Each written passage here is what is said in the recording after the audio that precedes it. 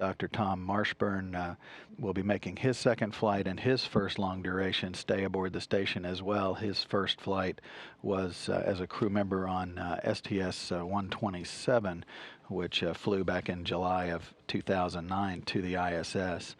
And in fact, we do have an opportunity to talk to Dr. Marshburn.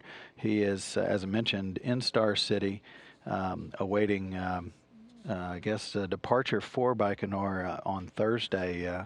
Good morning, Tom. You there?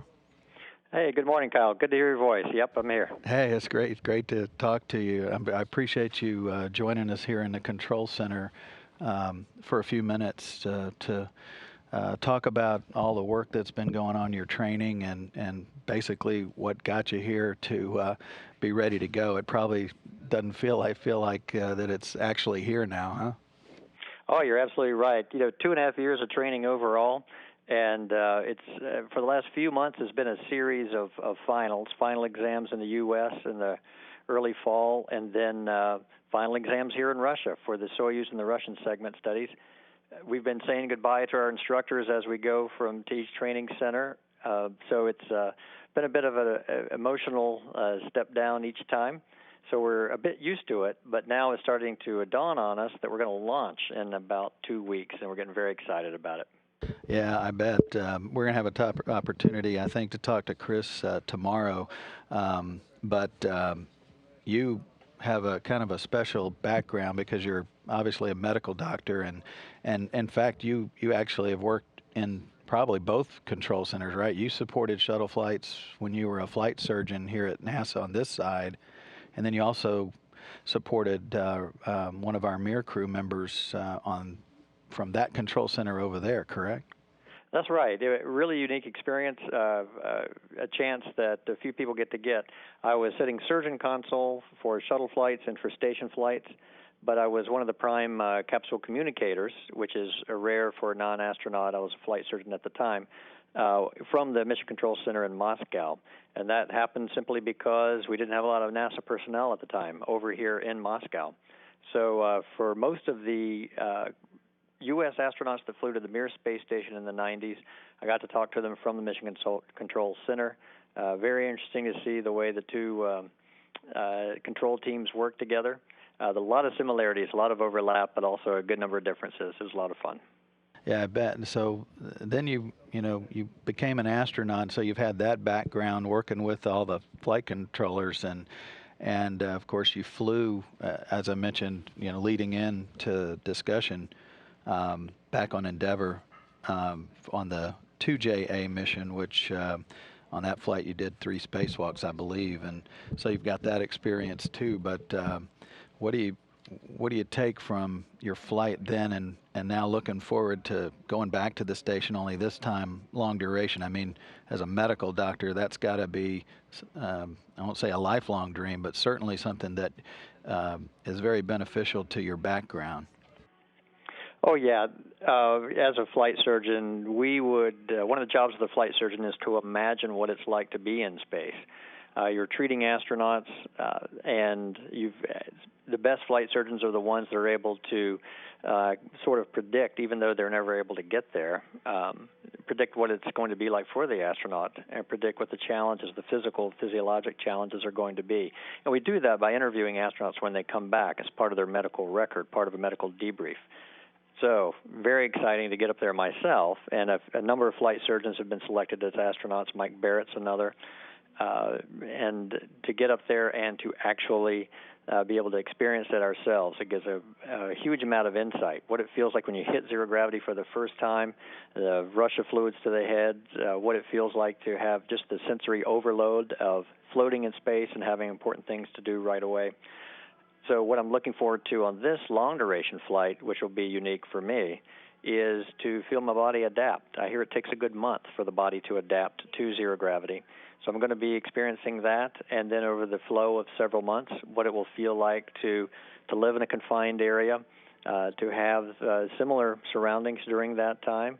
So I'm just looking forward to seeing what happens. I'll be keeping a journal and making observations the whole way. Has Ramon given you, or other crew members that have launched on on a Soyuz versus a space shuttle given you any differences to sort of look forward to, or do they kind of tell you you want to experience it on your own and don't give you a whole lot of information? Get a little bit of information, particularly from the astronauts that did flow Shuttle, because very few Russians have flown Shuttle and Soyuz. But the astronauts that have gone before me that have flown to the station that have flown Shuttle and then Soyuz understand that the Soyuz launch, while it's similar in duration to a Shuttle launch for time from the ground to getting on orbit, understand that the Soyuz launch is a little bit smoother. Those solid rocket boosters on the Shuttle really give you a good shaking, and you can feel the power of those things lifting the Shuttle and its external tank off the pad and up out of the atmosphere. So I suspect a similar G-forces, but not quite as much shaking around. I'll tell you what I'm really looking forward to is the living space inside the Soyuz. You may know that it's very tiny for 3 people in the living area or in the landing little gumdrop-shaped craft, and then there's a living area. Both of them together are not much bigger than a closet, particularly with equipment stuffed in there. So I suspect it's going to be a little bit like the Mercury and Gemini astronauts, perhaps the Apollo astronauts experienced on launch, the same confined living. We're only going to be that way for about 2 days, but I'm very much looking forward to that, and it'll be a huge piece of history that I'm getting to experience there. Yeah, no kidding. Obviously, your expedition scheduled probably for about the same as the 3 guys that are up there right now, about 147 days or so, if all goes as it's currently planned. And your shuttle flight obviously was 10 days, and that was, as some people I guess have sort of described it as a 100-yard dash versus what you're going to do now, because it gives you an opportunity to spread out and actually live in space. And you got to be looking forward to the contrast in those two based on your first flight to this one.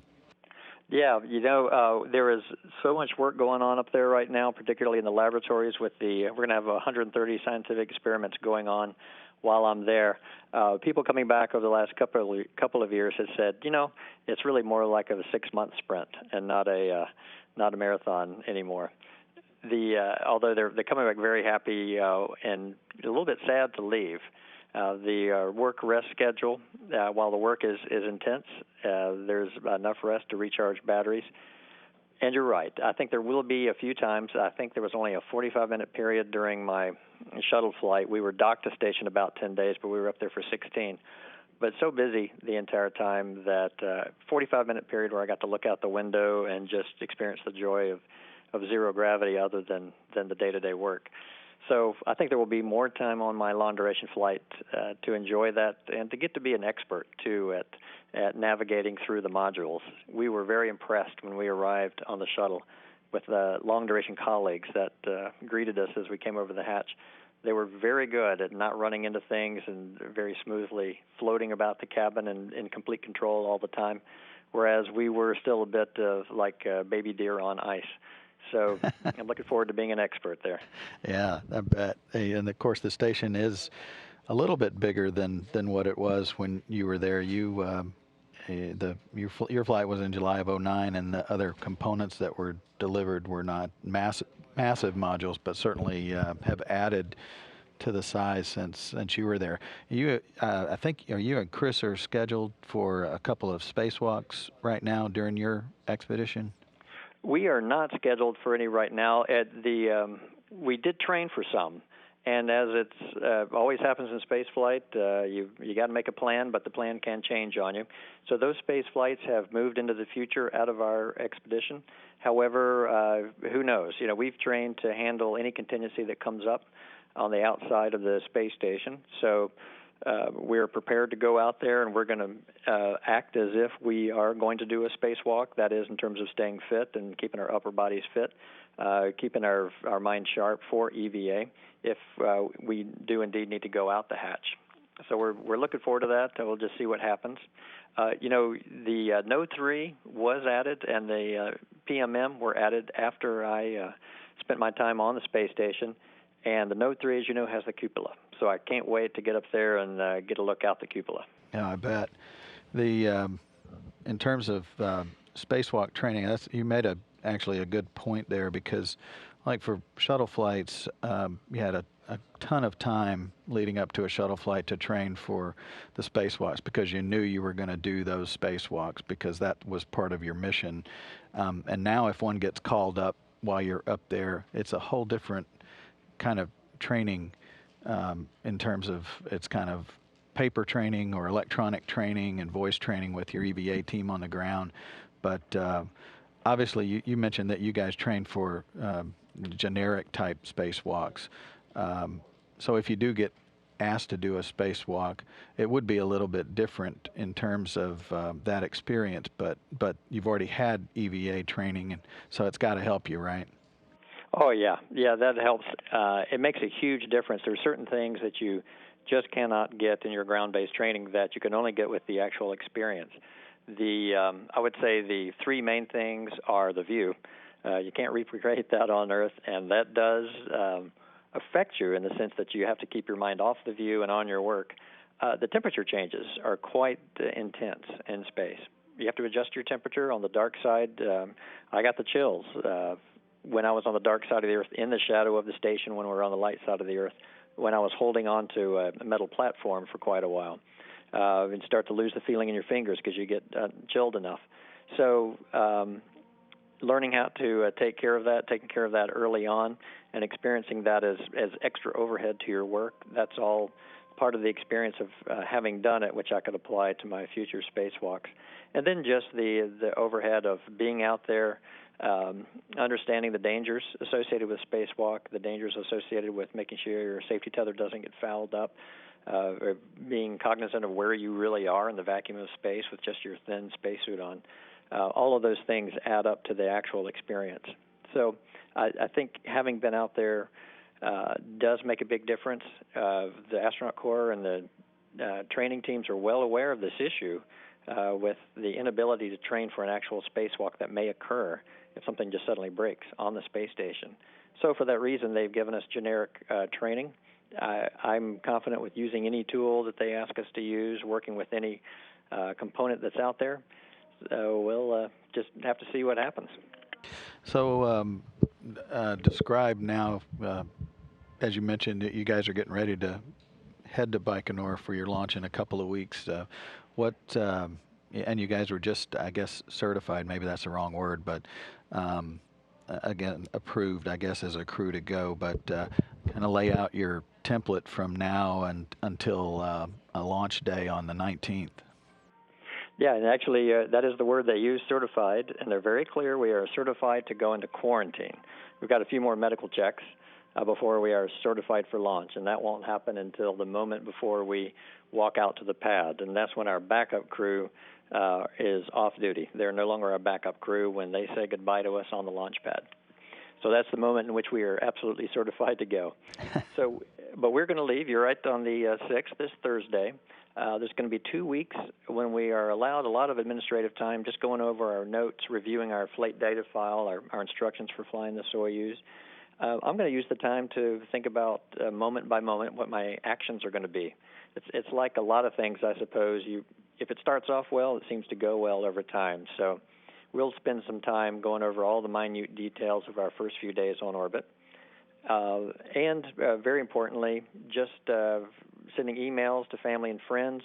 The family will be allowed to visit us, so we'll have some very poignant and important moments with my wife and daughter and the rest of my family while I'm in quarantine. So be doing that, and otherwise just staying physically fit, and getting ready to go.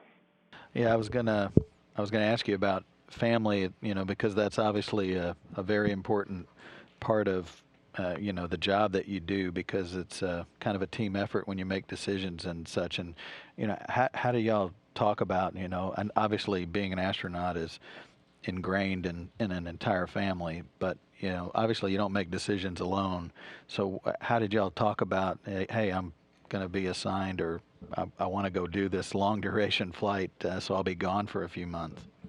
Yeah, well, my wife and I talked about it after my shuttle flight, and we started to discuss, what if I were assigned for a long duration flight, and how would that impact us? And we talked about it and the difficulties of being away, and felt like, quite frankly, others have done it before us. Members of the military go away for that long or longer. So we felt like it's important. It's important for our country. It's an honor to do it. So we agreed that if I were asked, then I would go ahead and enter the training. As it so happened, after that discussion, about 2 weeks later, I got an email from the chief of the astronaut corps, and the email said, "Better get studying on your Russian." It was a one-line email, and that was it. And I thought, all right, well, it looks like an assignment might be coming up here pretty soon. And I was right. Early, just a couple more weeks, I got an assignment.